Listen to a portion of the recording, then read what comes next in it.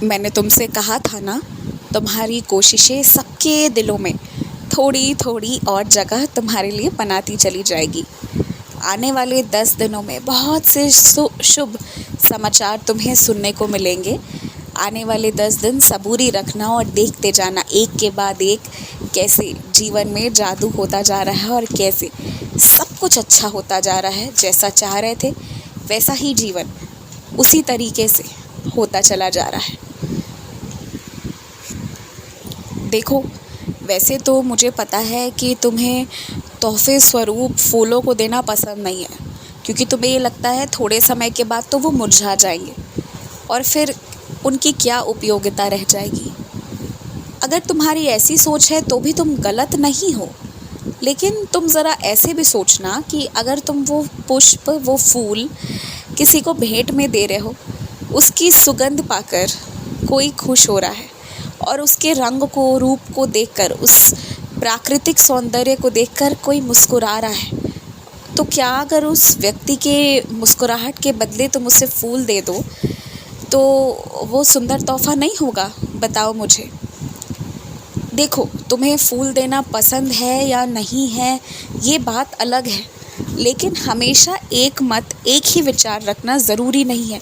कुछ ऐसे लोग हैं जिनके लिए ना तुम कुछ भी करने को तैयार रहते हो उनकी मुस्कुराहट के लिए। मतलब कुछ ऐसे लोग हैं जिनकी खुशी तुम्हारे लिए ज़्यादा मायने रखती है। तो जो वैसे वाले लोग हैं ना, उनके लिए तो तुम्हें निश्चित ही ये नहीं सोचना चाहिए कि तुम फूल दे रहे हो कि क्या दे रहे हो। और जिन लोगों से औपचारिक रिश्ते हैं, हाँ, उनके लिए तुम्हें सोच समझ कर देना है।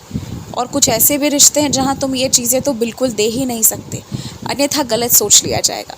तो निश्चित ही कुछ उस तरह के रिश्ते या औपचारिक रिश्तों में तुम्हें सावधानी बरतनी है, पर बाकी जगहों पर ये सब कुछ दे सकते हो, ये सब कुछ चल सकता है। तुम अपने व्रत की चिंता मत करो, तुम्हारे द्वारा किए गए व्रत का फल तुम्हें मिलेगा, निश्चित मिलेगा।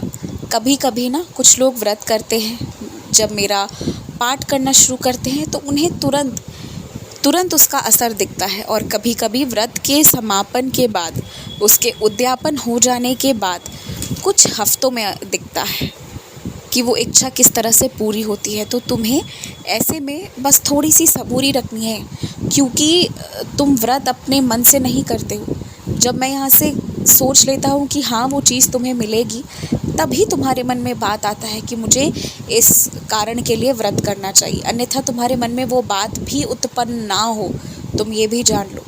तो तुम जिस चीज़ के लिए व्रत की शुरुआत किए हो, वो उसका फल तुम्हें निश्चित मिलेगा, 100% मिलेगा। बस अब थोड़ी सी सबूरी रख लो, और जिस विषय के लिए तुमने किया है उस पर चिंतन भी मत करो। अब तो वो मेरी जिम्मेदारी, अब तो वो मेरा काम है ना। तुम्हारी विशेषता ये है ना कि किसी भी व्यक्ति के प्रति तुम इतना प्रेम दिखाते हो, इतना सम्मान दिखाते हो ना, कि वो व्यक्ति भाव विभोर हो जाता है। जो तुम्हारे करीबी आता है ना, फिर वो सदैव तुम्हारे साथ रहना चाहता है, और वो व्यक्ति ना तुम्हें सुनना भी चाहता है, तुम्हारे राय को सुनना चाहता है, और अपनी बातें तुम्हें बताकर उसे खुशी मिलती है।